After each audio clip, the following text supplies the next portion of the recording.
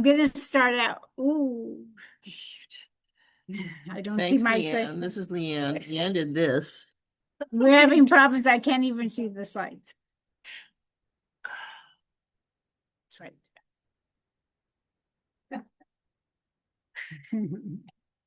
Okay, now we can. I'd rather see the slides than myself. Okay. All right.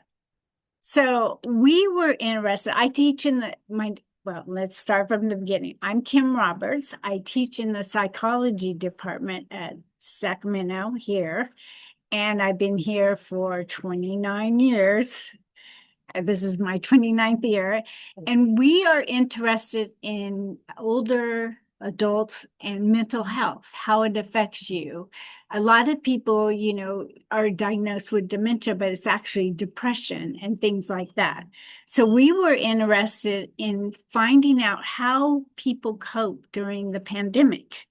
So during the pandemic, people were isolated, and that really affected their mental health. And we compared you to younger folks, but I'm going to share some of the data that we did in 2021 to 2024. And then I'll talk about our new research, which is absolutely different. But we devote about 3 years of this studying mental health in older people. Okay.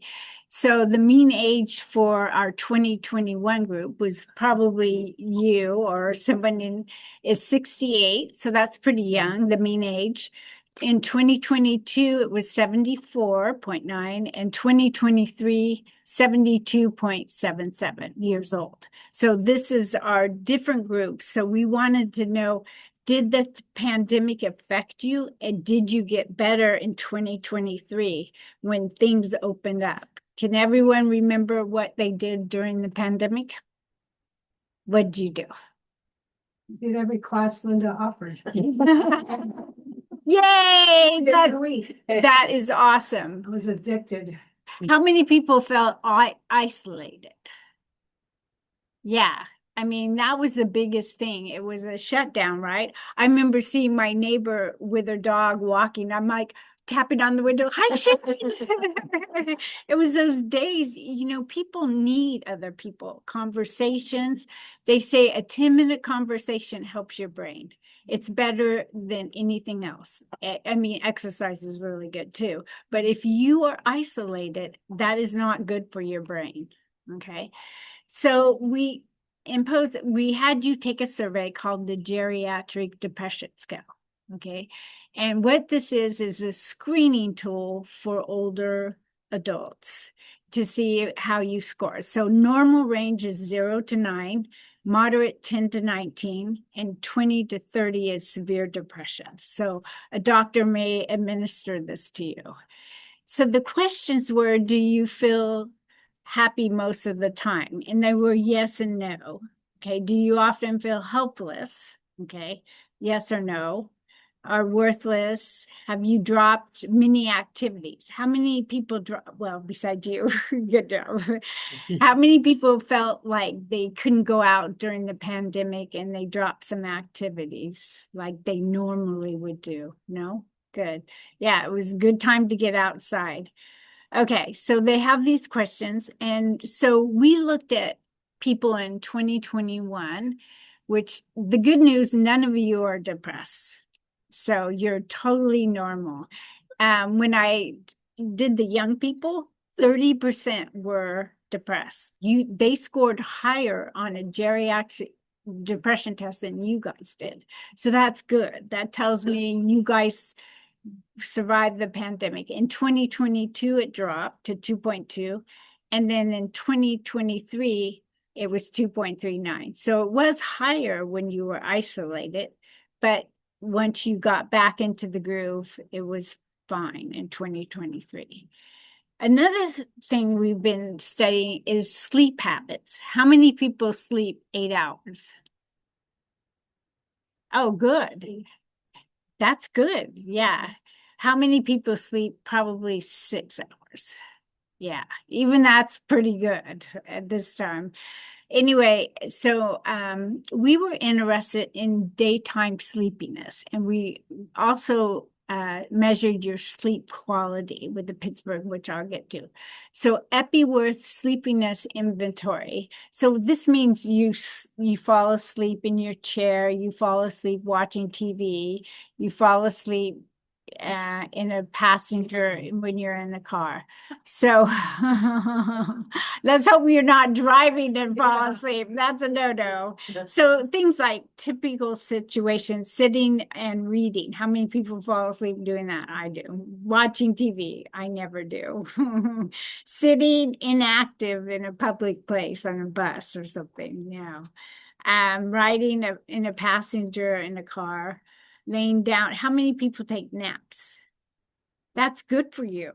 Yes, very good. Sitting or talking to someone. Let's hope you don't fall asleep in the middle of conversation.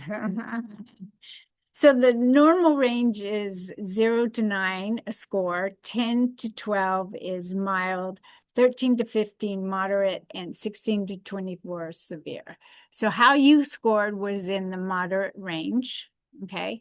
But that went down after the pandemic. So in 2021, it was 14.49 in when we were coming out of the pandemic, and then 11.37. So when you were active, you didn't sleep or fall asleep as much. Okay.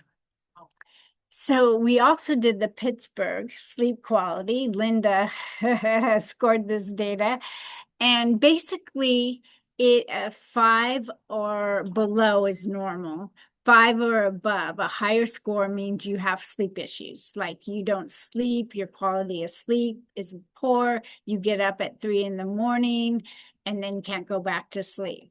You have trouble falling asleep. How many people have any insomnia or have trouble falling asleep?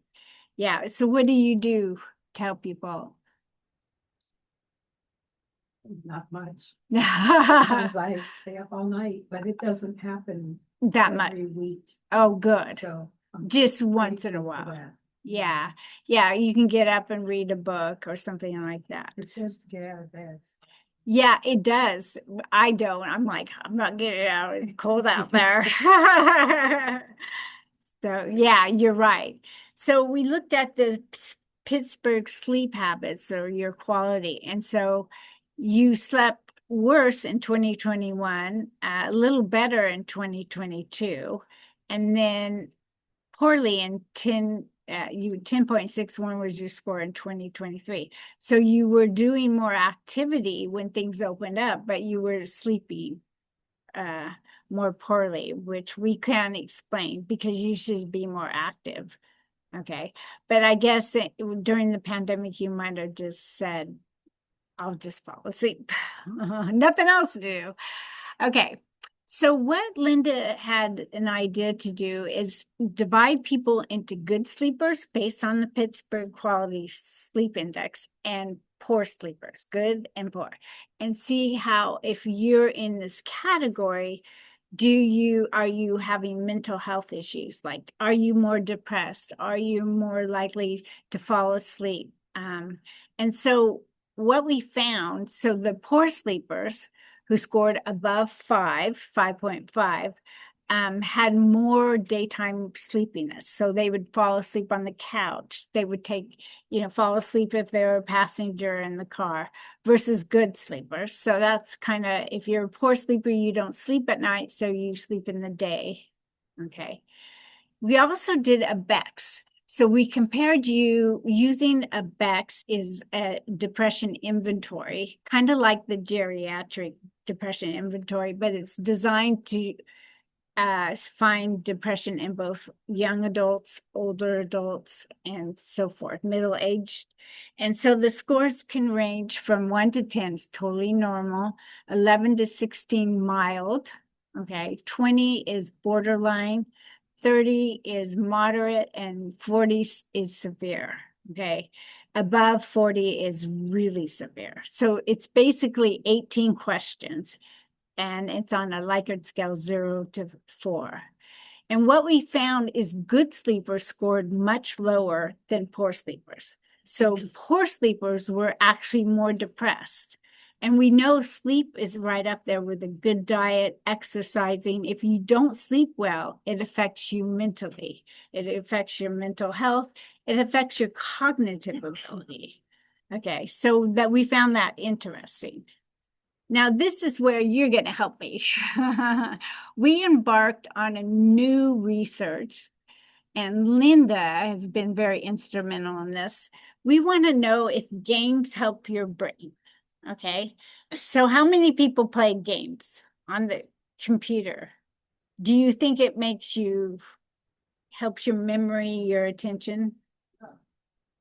You say games, you mean like, you know, Wordle and stuff like that, or do you mean Yeah, shoot 'em up games? we mean both. So here's our data, okay? And most of you have heard of Luminosity. They're games on the computer designed to help your memory. How many people have engaged in Luminosity? I didn't even know about it. Oh, okay. Yeah, Wordle. Okay, because it's sometimes advertised, and we know that games help older adults with memory and supposed to stimulate the brain. So we actually, there's evidence if you play Tetris or something like that, it actually, if you do a brain scan, it stimulates your neurons. It's more stimulating than other games. But just to share with you, they also use things besides computer shoot 'em up. I don't like that. They use games in rehabilitation. So if a person's had any type of stroke or anything, they're using games, and they're designing games to help with ADHD for younger folks. It's just been FDA approved. These computer games designed to help you pay attention and to help you memorize things or better memory, because you have to follow or track something for a longer period of time. Okay, so we were interested, do games, crossword puzzles, computer games, do they help your memory? Okay, and this is recent data. So Linda actually decided, so how many play card games? How many of you play card games? Yeah, like 17. So in our study, 17. How about board games? Yeah, I think board games are great. And how many people play, what is that? Pen or paper games like crossword puzzles? And they're, Wordle Sudoku. yeah, things like that. Do you play on your phone? So we have a category for a phone. Video games. Nick, do you play video games? No. I don't either, but I play on my phone. How many people use an iPhone? Yeah, I play Wordscapes. So I spend a lot of time. So we have that too. Card games. A lot of people play card games, word games on your phone, and chess. Any chess players? No. How about Bridge is Zero, which surprised me because yeah, because my mom was in a bridge game, or bridge group for like 40 years. Okay, so devices, you use your phone because it's easier. Laptop or computer, okay. Deck of cards. How many people play with a deck of cards? Yeah, if you have someone to play with, right? Yeah. I play with my husband sometimes and we always get in a fight. So I go back to my phone. So pen or paper, sometimes you play that. So anyway, how many days a week do you play? So we asked this on a survey. You play 5.4 days a week out of 7 days. That's pretty high. Yeah, and you spend 1.3 hours a day playing. So does that sound right to you? Do you play with your phone at breakfast or? Yeah. All right, so this is So we wanted to know how games affect you mentally. Okay. So most of you, if you see the yellow, has a positive effect. So we look at work performance, except sleep. Okay. Sleep, it had a negative effect. Wellness, mental health. Okay. Basically calming. How many people, like if you're getting on a plane, you may play a game, you know, or basically distraction. How many people play in when you're waiting in line? Anybody play on their phone? I do because I do. I'm It's not really hard to be patient. I know. Cognition. So most of you think it helps your cognition, like your memory, etc. Okay. So we divided you into gamers and non-gamers. So there's some people that don't play any games. So we were looking at age. So people who play games were slightly younger, 73 versus 79. The MOCA. Did anyone remember taking the MOCA test? Vanessa would give you the MOCA test. Okay, that's just like a cognitive test, and it's out of 30. So most of the people, you're very close. It was 26 for gamers and 23 for non-gamers. Okay. And that's related to age. So we also were interested in ADHD. Okay. How many people know maybe your grandkid or someone diagnosed with ADHD? Yeah. And what are the symptoms, do you think? People I know, they're real fidgety and can't Yes. sit still. Yes. How old is your, They're, well, one's in elementary school. right, right. I don't know what they're doing when they get to high school. Yeah, so one thing we're interested in, it's a big deal now, is they're saying that ADHD is underdiagnosed in adults. And we became interested in whether people with ADHD will play games and it actually helps them with their fidgety, and concentration.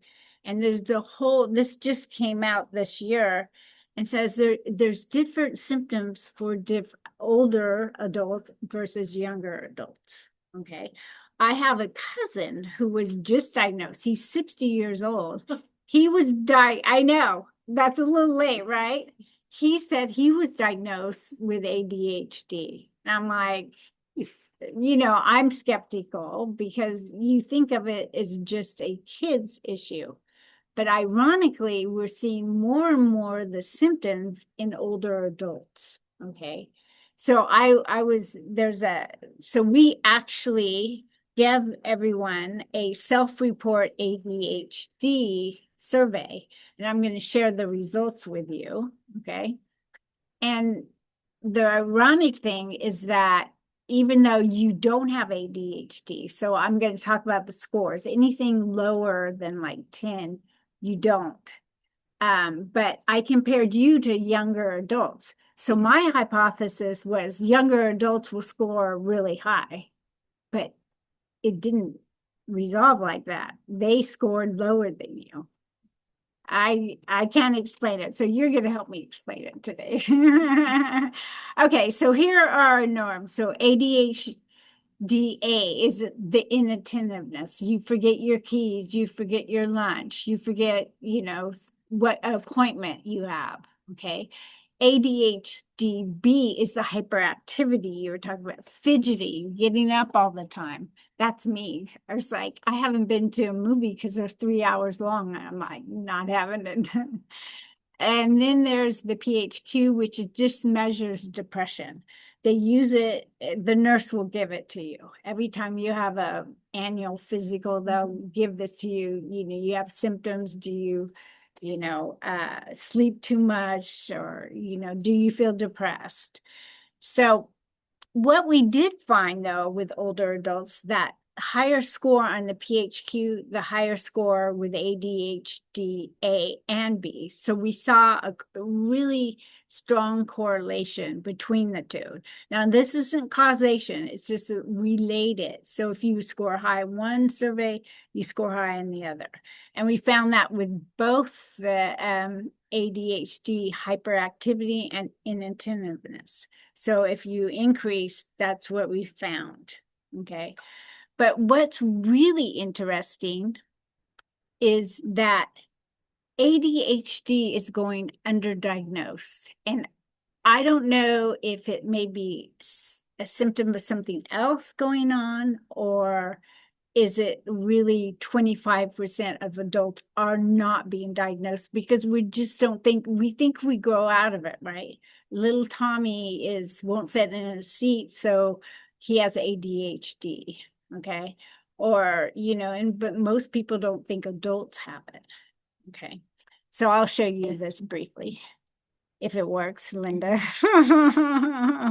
And then if you've been functioning until you're 60, As Allison Burke Yeah. really Really her need to daughter through an fix it. ADHD Yeah, diagnosis, I agree. she couldn't help but notice similarities in her own life. As I took her through that process and learned more about it, it was definitely like a light bulb moment. And I thought, I think a lot of this sounds familiar. ADHD is a lifelong disorder, but those who go undiagnosed in childhood often carry unaddressed symptoms into adulthood, affecting work, relationships, and even their self-worth. I really struggled with feeling like I could be good at anything because it just felt like it took so much energy to get it accomplished. Awareness of ADHD in adults is growing thanks to trending social media videos racking up millions of Social views. media. ADHD football and go. It's been a great way for people who may not have considered that they've had this disorder before to really consider it and to think about it. A new national survey by the Ohio State University Wexner Medical Center finds 25% of adults now suspect they may have undiagnosed ADHD. But what worries experts is that only 13% have shared their suspicions with their doctor. That's raising concerns about the consequences of self-diagnosis. Anxiety and depression and ADHD and all these things can look a lot alike, but the wrong treatment can really exacerbate problems instead of help that person feel better and improve functioning and those sorts of things. For Allison, medication paired with counseling and coaching to help keep her focused has been life-changing. I'm able to navigate things and I'm able to just kind of know what tools I need to help me to be more successful in all areas of my life. At the Ohio State Wexner Medical Center, I'm Barb Consiglio.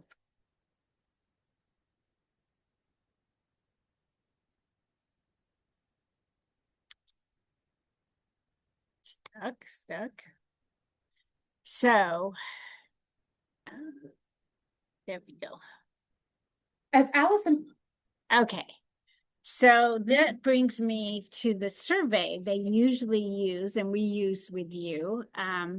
Basically, these are the questions. So I want you to write down on your little card, do you think ADHD is underdiagnosed in older adults?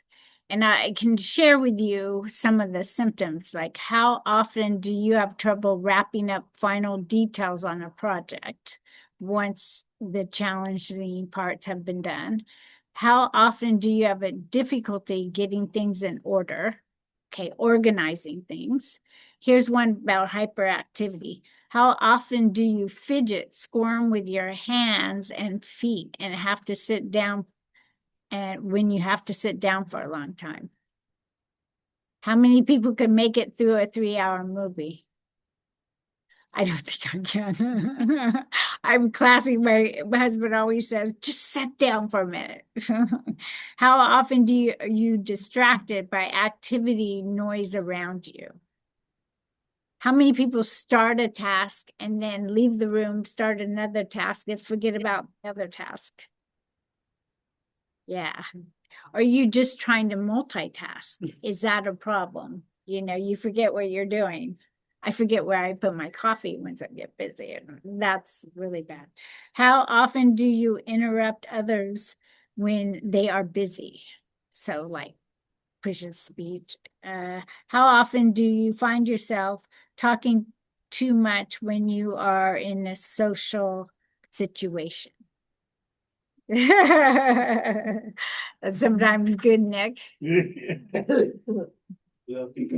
Okay, so the categories are inattentive, most prominent are difficult sustaining attention. So somebody's talking to you and you just get distracted. You can handle like 20 minutes of a lecture. I see this in my students. They cannot sit down for 50 minutes. An hour and 15-minute lecture, they can't do it. You have to have some activity. Frequently misplacing items, keys or glasses. Okay, that's my husband. Forgetting appointments, trouble organizing tasks or finances, like where did I put my taxes? And hyperactivity is restlessness rather than physical hyperactivity. Difficulty shutting down, relaxing. I'm really like that. Excessive talking, interrupting. Feeling driven or chronically busy. Yeah. Okay. So this is what I can't explain. So our data, we looked at young adults versus older adults, and Vanessa was part of this project. Thank you, Vanessa, and Linda was a mastermind. We see higher scores in older adults on ADHD in both the ADHD-A, ADHD-B, that's a hyperactivity. And then, however, you're less depressed. You're not depressed. You're a very resilient population. And I have actually, Linda and I forgot to put it in my slides, but when we did the pandemic studies, we used resilience, and you always scored higher than the younger folks. It's like you're very resilient to changes in your environment. Okay, so I'm asking you, why do you think this occurs? Do you think that really older adults are not diagnosed properly with ADHD? Or is it something else? Is it just, go ahead. I know. I know it goes underdiagnosed, right? Right, You may have symptoms, but they don't test you, or, yeah. I'm just gonna say that, I've never been tested. Yeah, I have some of the symptoms you talked about. yeah, and this is the results of the survey I asked you to take, and it's very interesting. It's not what the data reveals something about underdiagnosed that. Can you answer this, Kim? If you are diagnosed, or like when they talked about how the treatment's different, so what would be the likely treatment that someone would get if they were diagnosed? Well, they would do therapy, not Adderall. So usually young people, they give them stimulants, and that's bad anyway. They wouldn't do it to over 50 because the heart rate and blood pressure increases. It's like taking amphetamines. They would do like therapy, have you focus, or now gaming, like actually using games to help ADHD has just been approved by the FDA. Okay. So, and I think it's underdiagnosed in older adults and overdiagnosed in young people, because young people, you can't diagnose a 5-year-old with ADHD. I would go have them run a mile, right? Go, little Johnny, go run. We're asking them to sit down too much. And my little brother, my niece is 7, and she, sits there and draws. She's very calm. She was diagnosed with ADHD. And I'm like, they didn't see it. So, I'm just wondering what's going on here.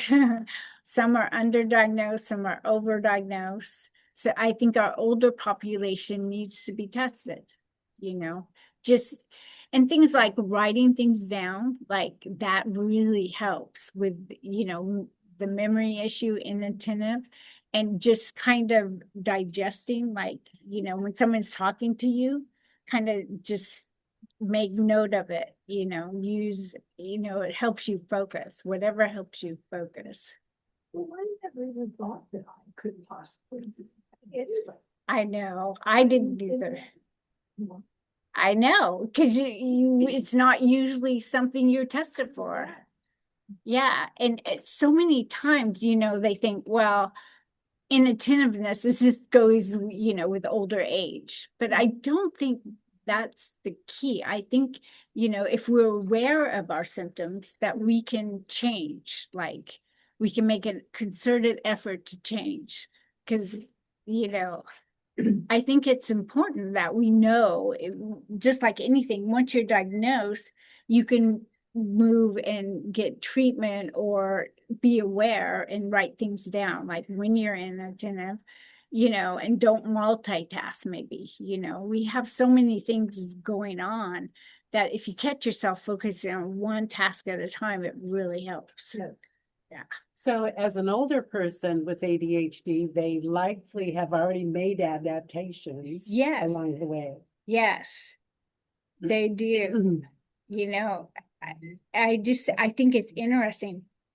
So I think I have it, like my brother definitely has it, but he has a job where he's always on the go, he's, stimulated all the time. So he's good. But sometimes when you're inattentive, like my husband was talking to me, I'm not listening to a word he said. He goes, you didn't hear me, did you? Because I focus on this.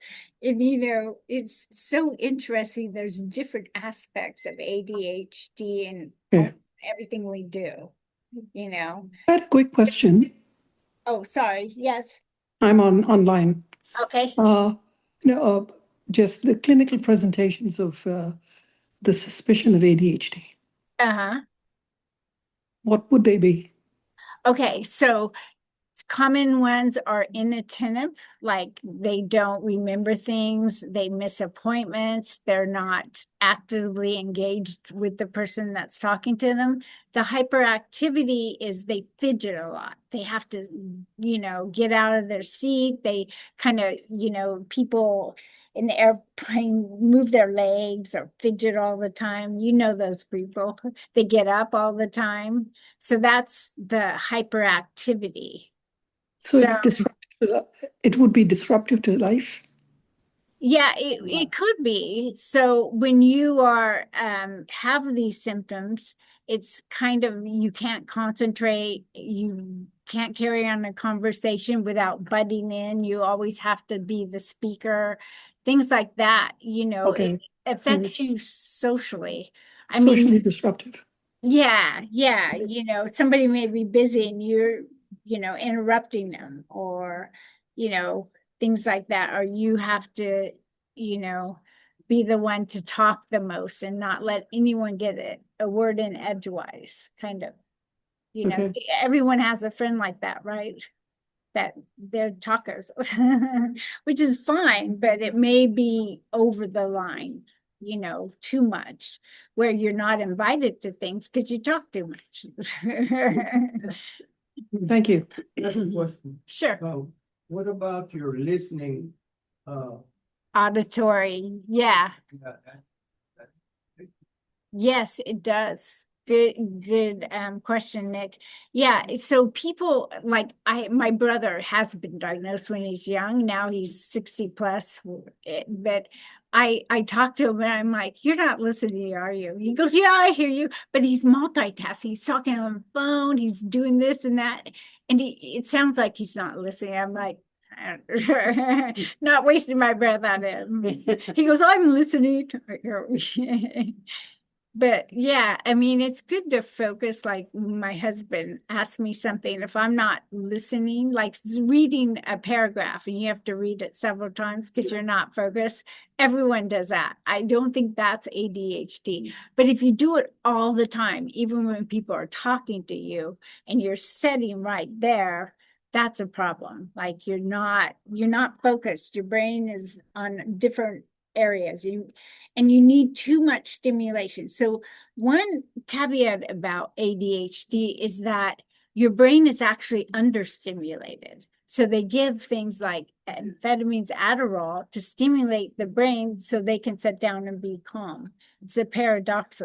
You think of them jumping on the wall. So they jumping on the wall or running around because they need stimulation. They're understimulated. So if you look at their brain, a brain scan, they are very understimulated. So they have to move to stimulate themselves, So So would that be a person with OCD? yeah, there's a fine line, but OCD is that obsessive thought, like I have to go wash my hands because there's germs. Constantly cleaning everything? Yes, It's clean. yes. I mean, could they be OCD and? Oh, they ADHD? could. They could. It's a fine gray line, the difference. There are certain cues about OCD because it's an anxiety disorder. So the obsession is the thought, like if I don't check that garage door, somebody's gonna steal everything, So they go back and check, back and check. So the obsession is the thought, the compulsions to act it out. So we give them things like antidepressants and their compulsion is eliminated. They still may have the thought, but they don't go compulsively wash their hands or clean or go through their rituals. So ADHD, it's more less of an anxiety, it's more of a stimulation thing. I need environmental stimulation because my brain isn't giving it to me. And we find that kids that are medicated get enough stimulation so they can focus. But the therapy would be different for older adults. So we need to find out how we can focus, help them with these, if they have mild symptoms. And they could be mild. I mean, my husband is, he can remember lines from movies. He's like, what's that from? And he can't remember his keys or his lunch. He's always calling me. And I can remember my keys because I check, but I can't remember lines from movies. So I don't know. You talk about you and your brother. Is there a genetic propensity? Yes, there is definitely. My brother has ADHD. I have symptoms of it because I'm hyper and I fidget, even at night when I'm getting comfortable, my husband's like, just sit still. So I can sleep. And I'm like, sorry, I'm just getting comfy, I move around a lot. So I just think, that's part of it, but it's also multitasking. I think that's brought on a lot of this ADHD symptoms. So, Are there any learning problems with yes. reading or anything like that? So yes, they get distracted. So in younger children, it's really a distractor because they can't sit down and concentrate. They can't learn to read because they can't sit in their seat. That's why, unfortunately, teachers are keen to diagnose it and get medication so they don't disrupt the class. And they find it more in boys than girls, but there's different diagnosis for girls. So, and I always love this story. I'm not one advocate for medication at all. If you could train or learn a way to resolve the behavior, and you guys, everyone knows who Michael Phelps is, right? Yeah. Well, his mom, he was diagnosed with ADHD, and his mom says, I'm not putting that kid on medication. I'm going to get him into swimming or a sport he has to do every single day. And look at him now, it's like, mom, she was smart not to give him any medication. So there's ways like exercising is good, things like that. You can help yourself because it calms you down, it gives you stimulation so you can think or process information. So if I was teaching elementary, I'd say, go run around the block and see me later.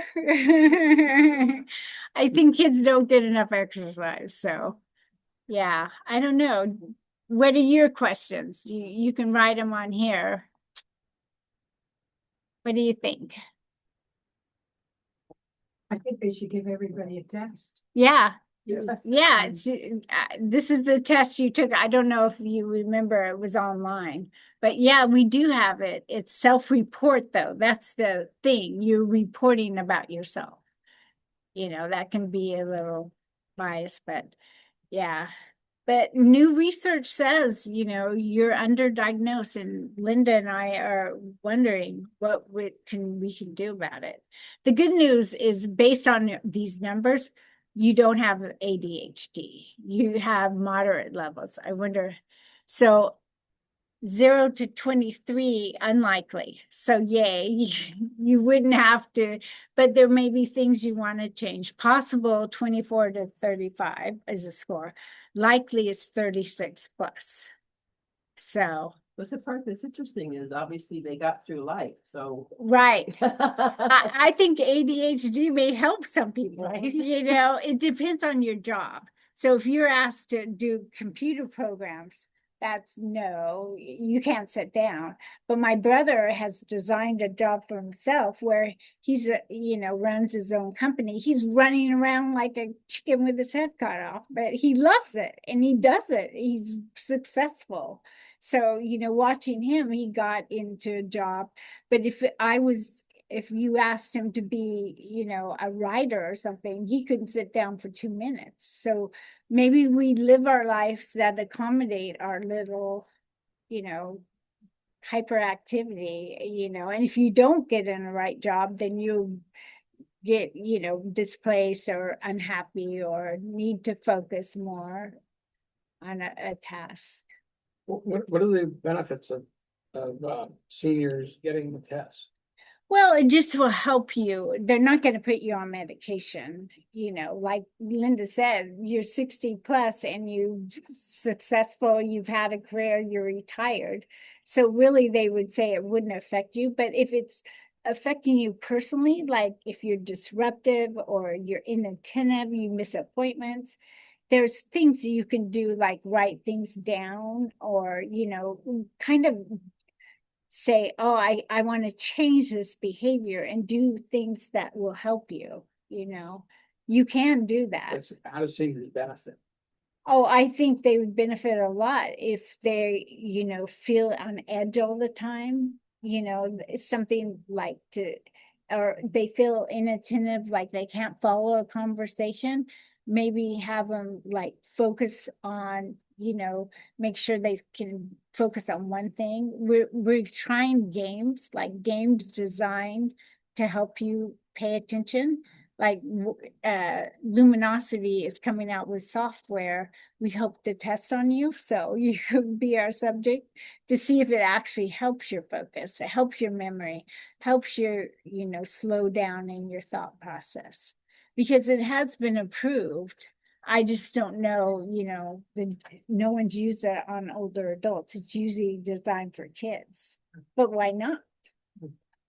You know, if it helps you remember your keys in your lunch, wherever you go. Or to put your pants on. Yeah. You have the same color shoes. I know. I know. Gotten that one before, David? No comment. Yeah, I'm waiting for some kid to come to my office and say, hey, you're supposed to be teaching. I'm like, oh, yeah. You know, that's the day I need to really retire. But yeah, it's coming. I get so involved in something, I'm like, oh my gosh, I'm 5 minutes. So going back to that, the one you just had up there with I think that's actually really telling that the older people seem to have more symptoms of this ADHD, but they're less depressed. So that Right. just means that they've coped better. They've gotten through life. Yes, Yeah. yes, which goes along with resilience and able to handle it. And also, it's another thing, Linda, we can think of is, you know, stimulation of the brain. Maybe they're not getting enough stimulation, so they're doing these things to be stimulated or something, you know? I So, agree to that because up until about 5 months ago, 4 months ago, I was an active caregiver.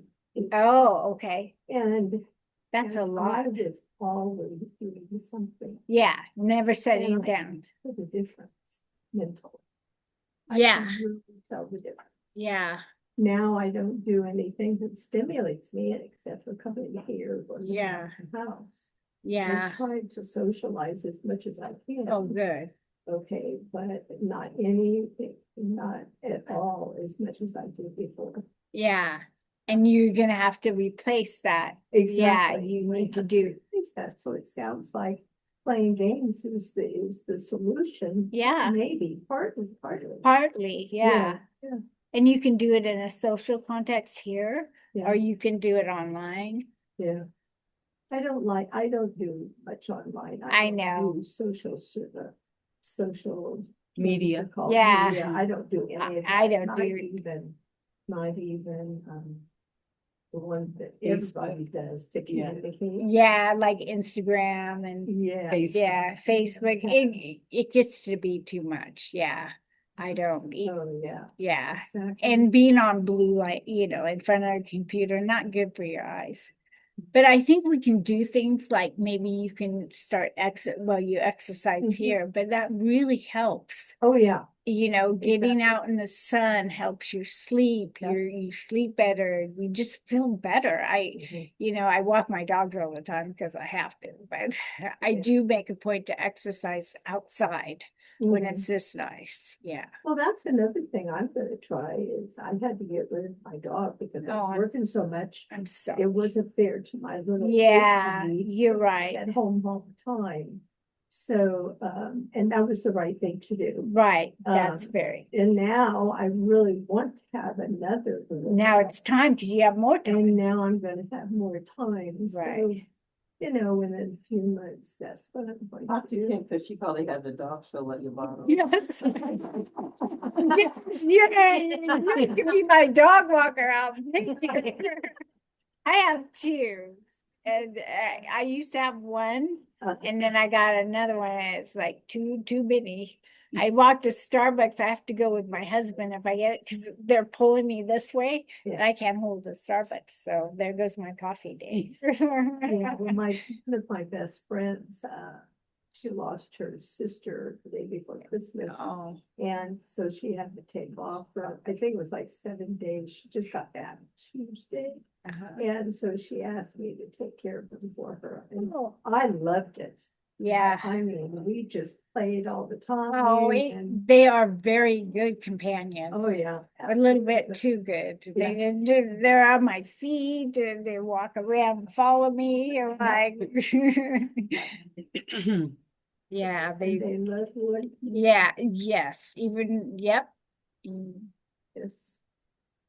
I believe in dogs. They're Yeah. they're good companions, but when you're busy, you did the right thing. That's a problem. You feel guilty. I gotta get home for the dogs. The dogs were my life, and my husband they're not running mine.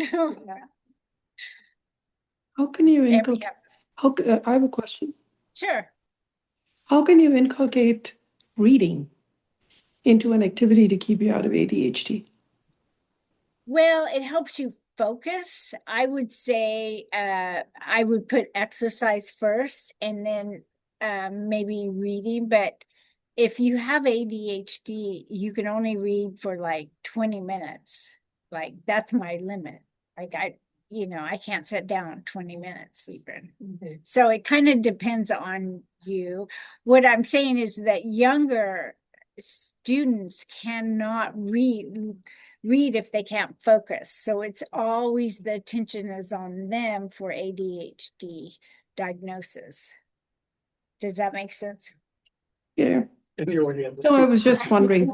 Yeah, if I'm looking at AI, the robot. Sorry, I should be talking to that, right? No, it's fun because AI is going to be a part of our lives. Oh, Not I quite, it's already, know. it's already a know. part of our lives. I know. Pretty soon we won't have to pay attention to anything. It's like, drive me home, AI. We won't Yeah, it's even care. its way in. I know, it's coming. It's gonna be sad for our brains. We gotta use our brains. Oh, yeah. Correct. Yeah, they have shown that now we have Siri, we don't know where we're going if we don't have Siri. Just think about it. Any other questions? I just have one. Some of the Sure. symptoms you mentioned, I would start to think, oh, am I getting dementia or Alzheimer's? Because forgetting where you put your keys or not remembering You're not. things. But it could be ADHD. Yeah, it You could be. misdiagnosed. I agree. That's the problem is that they chalk it up over 60. Oh, that's just aging. That's normal aging. It's like, no, there's things I can do to make sure. I'm a checker, so when I pack up for work, I check everything like my flash drive. My husband's the opposite. He misses his lunch and I see it on the counter. I'm like, oh, he's going to be mad. But, I think he just doesn't pay attention, and I think it's not dementia, it's inattentive that, you're fast paced, hyper, or, so. Like yesterday, my sister took me to a restaurant for my birthday. And my granddaughter says, Grandma, could you get me some mac and cheese from this particular restaurant? I said, sure, I'd love to. Did I go home with the mac and cheese? No, but I'm attributing it to our conversation. Yeah. And, we needed to go to a seminar. Yeah, Rush, it's rush, rush. interference. So it's like, not really maybe, I'm not remembering. right, memory-wise. right. I agree with you. If any interference affects you, like if somebody, so if I ask your name and then I ask Carol's name, I may interfere, I see this all the time. It's not dementia, it's not getting in there properly. You're not giving yourself time. So when you want to remember names, I always tell my students to think of them and think of something secondary about them, like ask them what sport they like or ask them their favorite color. I don't know, anything to make that. Yeah, it helps you. Is it like secondary or write it down? Writing things down. I do that even now. I'm not on my phone. I don't use my phone like my husband. I write it down physically. And I remember, even if I don't get my list, because it gets in there. It's like motor memory. Like, I know I need Cheerios. Well, thank you. Yeah, thank you for coming. Kim, hi, Oh, hi, Kim. Mary Ann. I know your voice. I don't know how clear my voice is, but I'm at the tail end of whatever all this has been. Uh-huh. So I've been thinking as I've been listening, and I wonder, looking at the older and young adults, and especially the PQ9s. Yeah.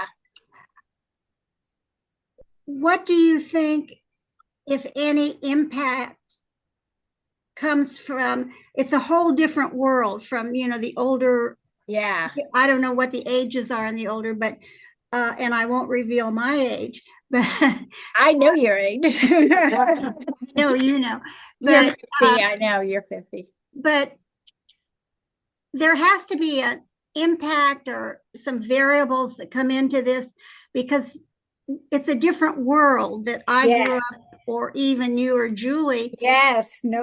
Than what young adults and even younger than that are growing up. Not only parenting, which is very kind of, I think of the helicopter parent and this kind of thing. Right. The freedom that young kids used to have, where they had to focus, they had to make decisions, because sometimes it meant injury or a car or falling out of a tree, or things like that. What do you think those influences are on what we've been talking about? It's just a different world, and of course, even the technology that has to have an impact on how your brain develops. Oh, yeah. I'll send you an article. I have an article about that, about younger, students having a crisis, like 30% are depressed. And I actually showed that when I did the pandemic, that 30% across the board are depressed. And a lot of it is social media. They're not getting exercise. I mean, exercise helps your brain so much. Right. And they're just, doing that scrolling, they call it something. They scroll through their phone on social media, and they spend all their time doing that. And they have never learned to be independent. They're having issues with real world, like washing your clothes and just time management and organization. It's like, you know, like you said, if you raised in the 60s or even before that, you know, you were on your own. You fixed your own lunch. Right, right. And we just took it for granted. We had to do it. But now it's like it's like you said, it's a game changer. AI is, you know, it tells them what to do. They consult AI not only for papers but for other things too. Yeah, well, AI to me is frightening. It is. I think of the science fiction movies when I was a kid, Oh, and it's all coming true. it is. I know. John always talks about like Odyssey.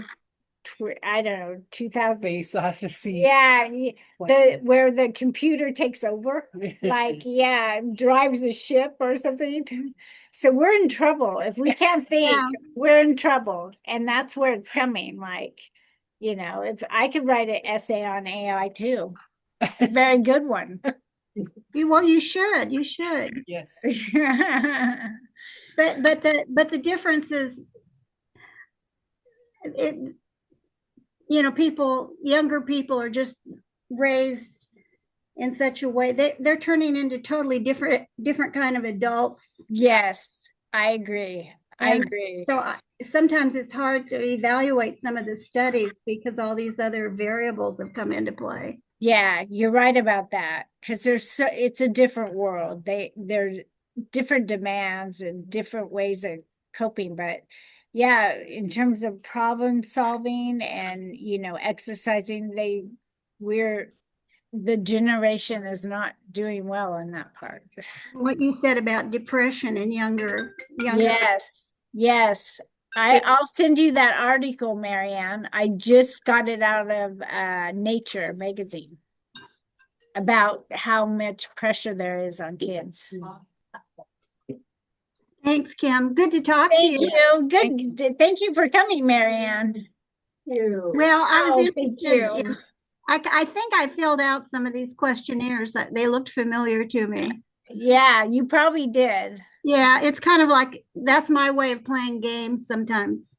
Yeah. Well, I'll get you on Wordscapes on your phone. So we're going to have lunch soon. So Good. Okay.